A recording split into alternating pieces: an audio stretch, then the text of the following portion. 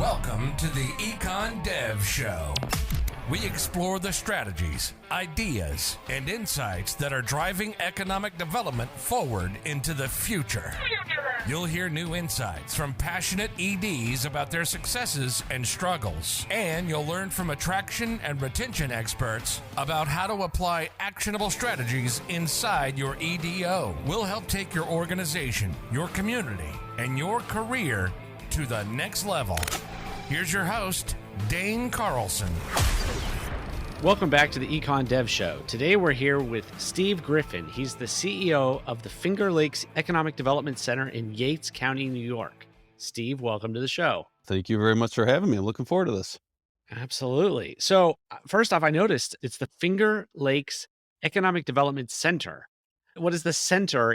So our actual legal entity name is the Yates County Industrial Development Agency, which the state, New York State, allowed municipalities to form these organizations 25 years ago, probably longer than that. Yeah, back in the 70s probably. But it's taking a turn. It's not just industry anymore that we're responsible for. So not long after I started here, we rebranded to the Finger Lakes Economic Development Center for a couple different reasons. The first is not a whole lot of people knew where Yates County, right, New York was. There was a much better chance that they would know where the Finger Lakes were. And there was a lot more marketing dollars going into advertising the Finger Lakes. So we jumped on the opportunity, changed to the Finger Lakes Economic Development Center. And so that was the location purpose of it, pick up some free marketing. And then the Economic Development Center from Industrial Development Agency to represent broader range of the businesses and services that we were looking to help and offer. And I think that was probably a really good play to make the name change from emphasizing the Yates County to the Finger Lakes, because you're right. I have no idea where Yates County is. I've never heard of it. I did look it up before the show started, and it's the third least populated county in the state of New York. So that's interesting. But I do know where the Finger Lakes are. They're those finger-looking lakes, north-south lakes that are, I guess they're south of Rochester, south of Lake Ontario, like that?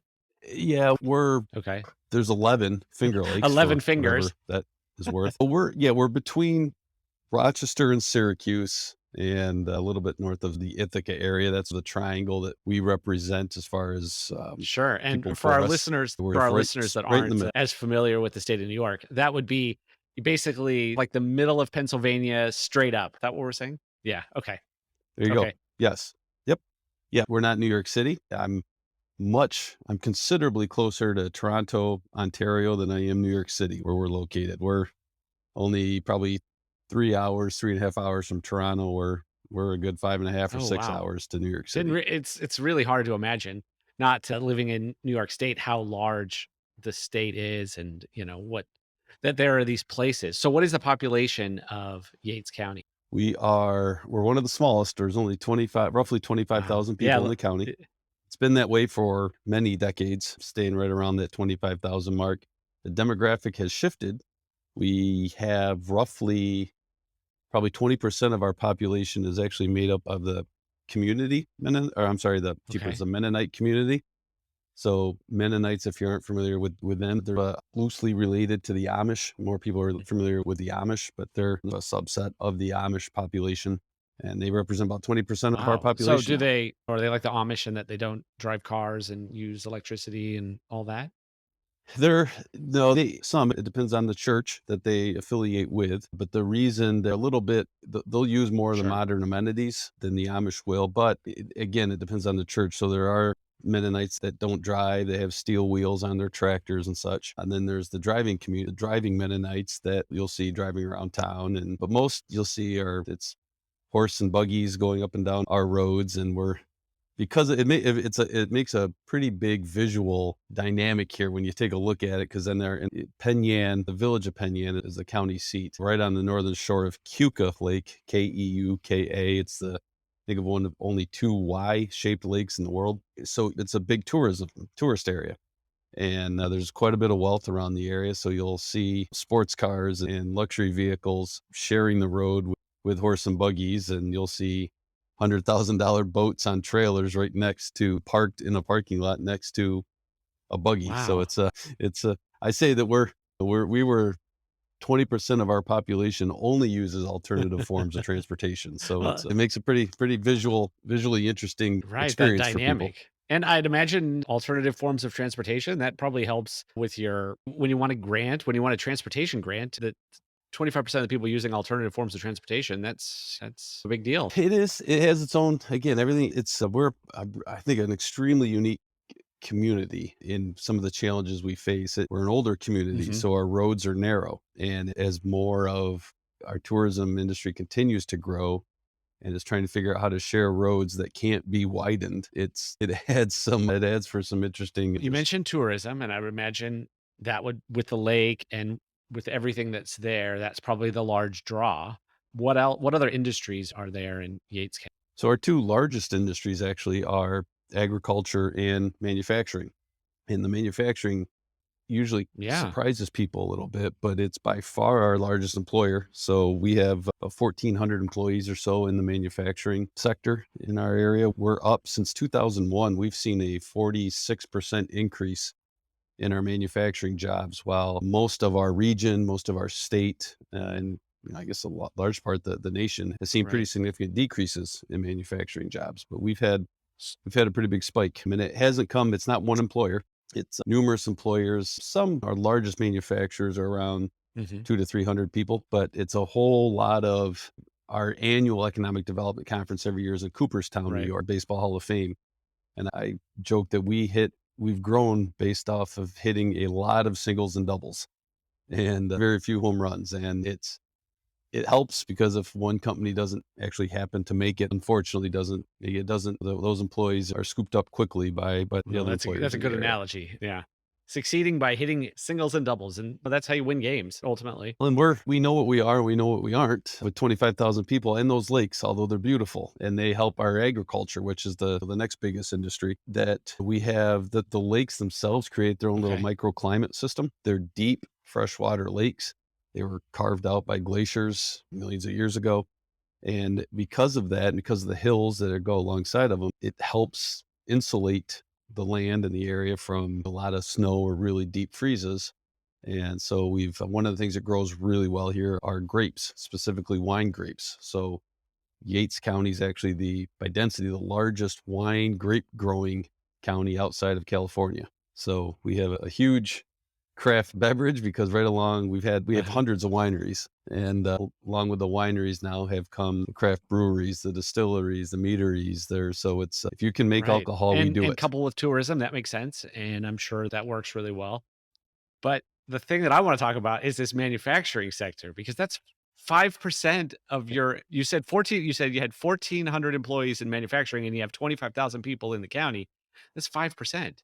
So what do they manufacture? What do you what yeah, what's going on?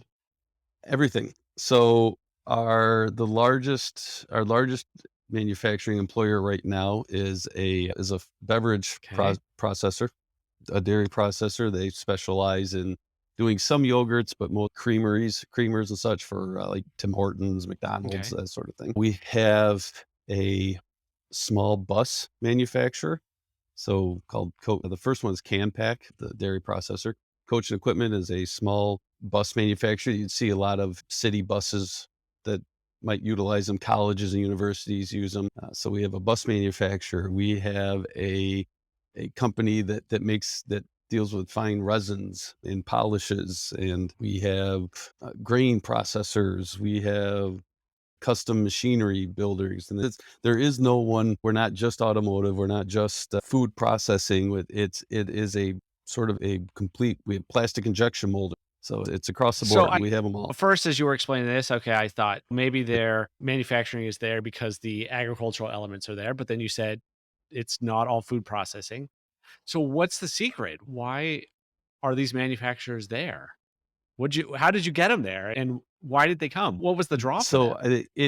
I think a lot of it has to do with the skill set that we've had in the area for a long time. So we started out the story, and I won't bore you with our history too long, but with the lakes, we were created, the community was created by a religious set that came into the area. And you started utilizing, there's a small canal, it's called the Cuca Outlet. that runs from Cuco Lake to Seneca Lake. And within it, there was a number of waterfalls and such. So a whole bunch of facilities popped up along the line. So we've had a start. We started in manufacturing Right. 200 plus years ago. We've just always been this manufacturing hub. Along with that, a number of years ago, the village of Penn Yan ended up getting hydro power allocation. So Okay. low cost power. They were able to utilize, I think it's 25 megawatts of low cost hydro. And so we were at the time being able to offer power at 3 cents a kilowatt hour or something around those lines. And on top of that, the lakes that are so beautiful to look at and bring in people from a tourism perspective make east-west travel a little bit difficult. So our eastern and western boundaries of our county are lakes. You have to go north or south before you get to go east or west. It insulated us, and as a result, we ended up seeing our wages happen to be a fair amount lower than a lot of the surrounding areas. And then I think the third big reason was, and Right. this is all relative speaking, but because of the lakes and what we're seeing now, because of the increase in the property values in and around all of the lakes, and because of the Mennonites who do pay school taxes, but they send their kids to their own schools. Our lake property owners generally aren't here year round, or if they are, they're retirees. They don't have children going to schools. Our school tax rates are really low. And so you end up with low utility, low wages, low property taxes, and a workforce that for a long time had a heavy agriculture, outdoor sort of work ethic and the knowledge, the whole engineering, and there's 20, 30 different colleges and universities surrounding us. So access to a talented workforce, and it all just comes here. And yet, once you get started here, now I think COVID has changed things a little bit. You had been a little bit insulated from even competition for your employees. So you had really long tenured employees at a lot of these Wow. businesses. That's just the sort of trifecta of everything that you could possibly want in a community where you're doing economic development. So when you got there, what was all of this understood and recognized, or how did that all play out? So I think I just finished Hmm. my 15th year Okay. here, and this is home for me. I was born and raised in Penn, which people are trying to figure out what that is. That's short for Pennsylvania Yankees. Okay. That was when the town forefathers got together. Half of them were from Pennsylvania, the other half were sort of New Englanders, and they said, how about Penn Yan? At one point, it was going to be Pandemonium, which I thought would have Right. been pretty neat to be for. But so yeah, we had a subset of manufacturers. We had not too dissimilar from the rest of this area. Back in the late early 1900s, a heavy manufacturing presence. We had boat builders and basket makers and Hmm. cooperages everywhere. And they slowly started to move away for various reasons. The one thing we struggled with, there hadn't been many big wins for a while. And so while I think the foundation was set for sure when I got here, we tweaked a couple of things, I think important things, but really focused on a mindset change. There was a couple business owners here that joked that this was a community that loved to hate itself and would find reasons. And this is not going to be, everybody knows this story. It was difficult to get things done. There was always a reason why something couldn't work. We've tried this before. It doesn't happen. It won't work. Nobody will come buy that or stay here. And so we focused heavily on just trying to change the internal perception of self-worth almost. And I mentioned, and I'm sure I was able to get away saying some things that someone that wasn't from the area, wouldn't be able to say. But I said, if you're from here, this is a great place to live. But if you're not from here, we got to change some things because it's a little bit different to live here. We don't have at the time, and we still don't have we have no big box retailers in our community.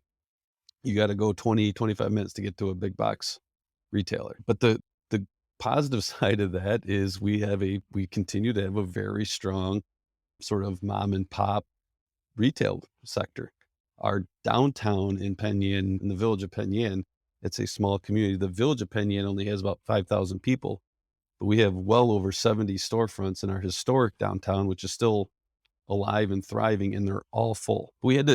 That's new. We had to tweak Sure. some of our things to get people to feel that way. And what we did from an economic development standpoint is we opened ourselves up. So we made the change from industrial development agency to economic development center. We lowered some fees. We opened up to the businesses we were going to help. And it didn't go smoothly at first, but I didn't care what business you were. I didn't care if you were male or female. I didn't care if you were a manufacturer. I didn't care if you were retail. I just wanted you to do your project here. Just come to the area. We're going to help you. We'll get you to go. All of our businesses here, with the exception of two, I guess, of our larger employers, were all created here. There was an entrepreneur that started the business and had grown it over 100 years and so we said, that's where our sweet spot is. Let's just try to help as many of those businesses get started. Some won't make it, some will, and some are going to grow.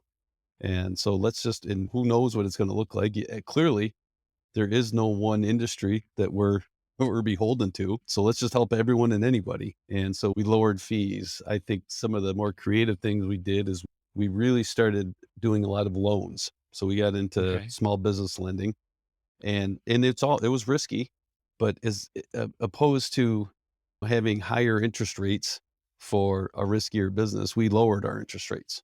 So we tried to make it as risk tolerant for the borrow as we could, because clearly if it's a business you're not really sure if they're struggling to get money from a typical financing institution, they're rewarded with higher interest rates, and it's even harder for them to make that business go. We went the opposite way. We were offering 1% loans or counted interest rate, whatever it may be, to help get those businesses to launch. And we've done, in probably 12 years or so, we've done probably 150 loans roughly. And I think we've had 3 fail. And they've been some doozies that we've lent to, but like all but 3 have worked. Wow. In our pre-interview, I asked you about an interesting story, and you said we should talk about the Burkett Landing renovation. I'm guessing that was an apartment complex of some kind. It is now. Okay, what was it? It wasn't then. So Burkett, it was a grain storage facility located along that Cuca outlet that I had mentioned to you previously. So the Burkett Mills, I argue, it's got to be the oldest existing manufacturer in New York State. It's got to be one of the oldest in the country.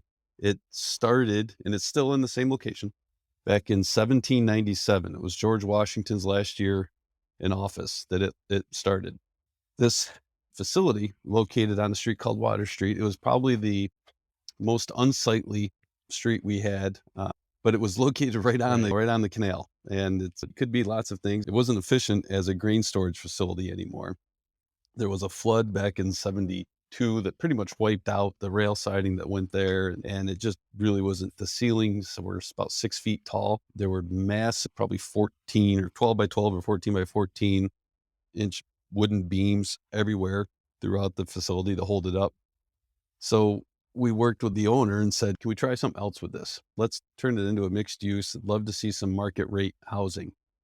We were also struggling at that same time with the makeup of our housing in downtown. So we had most of our communities similar to us that have the historic row house buildings downtown struggled with vacancy on their upper floors. We weren't vacant. We were full, but it was almost all low income housing. And so we needed to add to the diversity of the incomes that were down there. We didn't look to replace any of the apartments that were low income, but we were lacking on that market rate side. So here was an opportunity to just simply add units. And we took a handful of developers through it. Most walked in, looked, shook their head, left right away. One told me they thought we might be able to get a flea market to go in it. And the final one, or I guess the ultimate one, the last developer we had showed it, walked in with architects. We spent probably 2.5 hours, 3 hours walking around this place. And he came out, he said, I think we can do something here. And so that something was to create it into, I think he's got 13 market rate apartments. At the time, they were upper end apartments, and they were the first of their kind in Yates County, let alone in Penn Yan. And faced with all of the naysayers, like this won't who's going to spend at the time. And they end up being beautiful apartments. He had to take out 2 floors to make it work. They had found at one point the upper 2 floors, 4 floors, were added onto much later in time. And so when he leveled out the lower 2 floors, it made the top 2 floors unlevel. So it was a real architectural challenge for him, engineering challenge. But he went in there and he was looking at roughly $1 to $1.50 a square foot per month for the apartments. That was 3 times what any apartment in our community was getting at the time, and nobody thought anyone would spend that money in Penn Yan or Yates County. To that end, there wasn't a single market study that said it would work, because the market studies, in my opinion, a lot of the time that generally Right. draw from what's already Right. worked in your community. What do you have? What's their success? All right, well, here's what you can do. If you don't have any of it yet, they tend to think it won't work. There's a reason it's not there. And so as the developer or myself would present this project afterwards, a lot of the developers in the area, who'd you use for your market study to say it would work? And Chris Iverson is his name. He would shake his head no, there weren't any. He's like, Steve just said it would work and trust him. It was a wild success. We did an open house for the community. The community walked through it, couldn't believe it, how beautiful it was. And he filled up almost immediately. We had a wine bar open up in the basement that overlooked the canal. And it just took the street, which was, again, the most unsightly street we had. And it started the big turnaround for what is our historic downtown area of Penn Yan. It made a huge difference. It was Right. that proof that it would work. So other people started renovating their vacant upper floors, the ones that were vacant. There are only a handful to these apartments, and it worked. Another building on that same street, which was an old wine warehouse, grape warehouse, went renovated. They did upper apartments. It's filled up.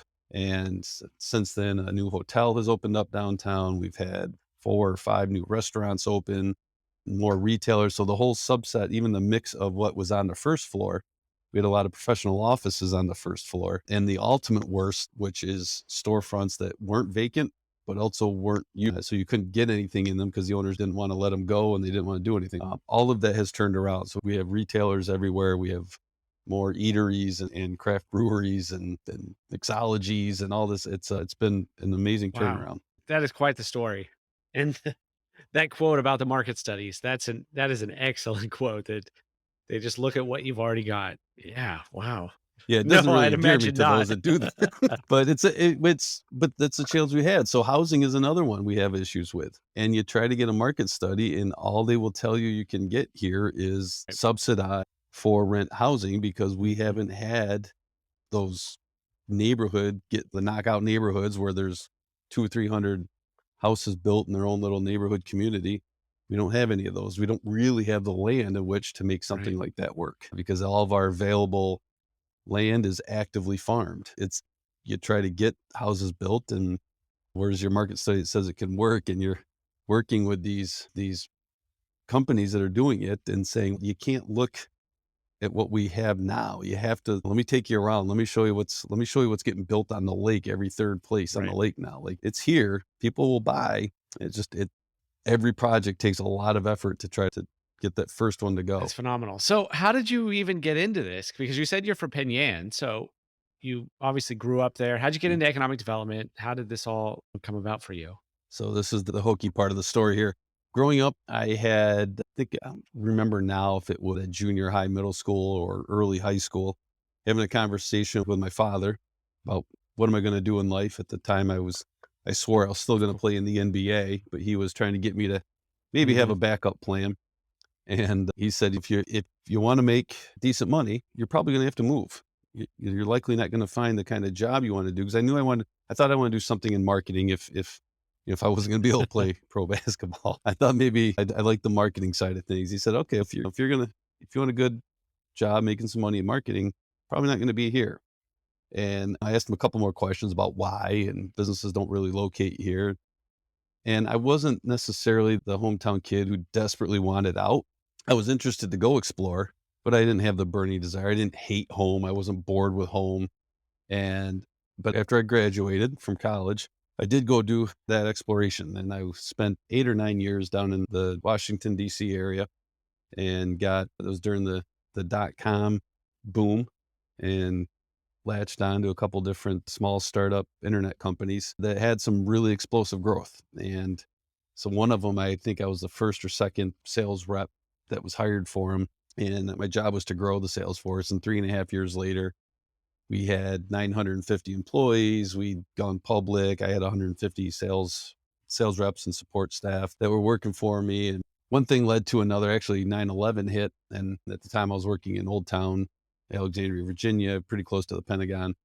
And we were evacuated, told to go home. And I looked at my wife, who's from far part of the western end of New York State. And I said, what do you think let's go back home. And so we did. I latched on to a really small technology company, and it was a terrible fit. I was used to venture capital money and funding, and here's how you grow. It's just, let's go. And it was a real experience of what a small business has to struggle with, and you can't grow that fast. And it didn't work. But at that time, I saw an ad for a deputy director for the Genesee County Industrial Development Agency. And I didn't know what any of that meant. I had no idea what a deputy director was, but I did see in the job description that you were supposed to help create jobs. And it was that sort of aha moment. Like, there's an industry that does that. That's what I want to do. When I came back home and worked for that tech company, I really thought the desire wasn't necessarily to go public. It was, hey, I had 900 and there was 950 people in the company. If we could do that back home, how cool would that be? And then all of a sudden found this industry, and luckily they hired me as their deputy director. And about 5 years after that, the CEO job became available at the Yates County Industrial Development Agency. And I talked to a lot of the business owners there, and we had a lot of success in Genesee County in my 5 years there. And so, would you have an interest in coming back home to do that? And I said, yeah, that's the dream. That was 15 years ago now. That's an amazing story. That just the ups and the downs yeah, it's like you were destined. I think you deal with more if it's your hometown. The Sure. losses hurt more, the wins mean more, and the frustrations are probably felt more. And I don't know that I'd have it really any other way.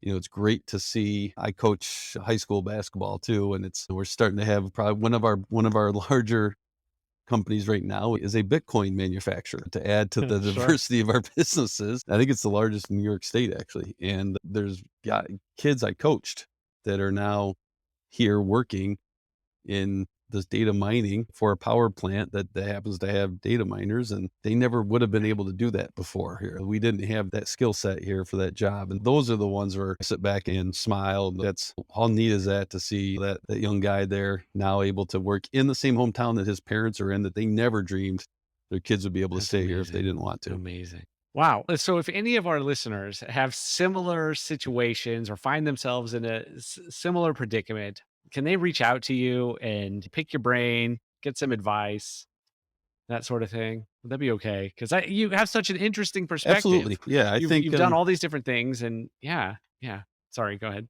Yeah, I'd be happy to. I think the one part that I find surprising to me, and maybe it was coming from the private sector, at least up where we're from, there weren't not a lot of my colleagues seem to have any relationship, let alone a good relationship with the media outlets in their communities. And so one of the things I did early on was go meet with them and say, we got to change some things here. We're so pessimistic. And after every public presentation or speech I gave, I always ended it with, we have to scream louder than the pessimists. We have to start believing we can win, that these things can work here.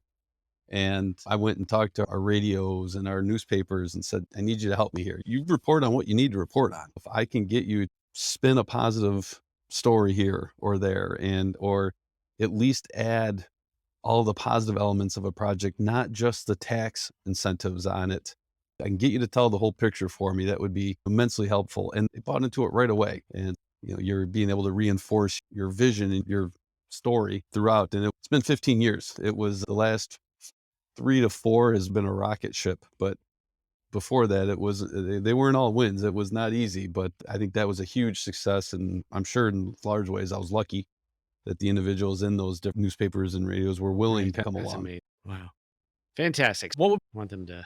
They can email me if they'd like, which is Steve at Finger Lakes EDC, or they can find me on LinkedIn. That's the one I'm probably most active on. If they want to find it, it's Steve Griffin on LinkedIn. Email me.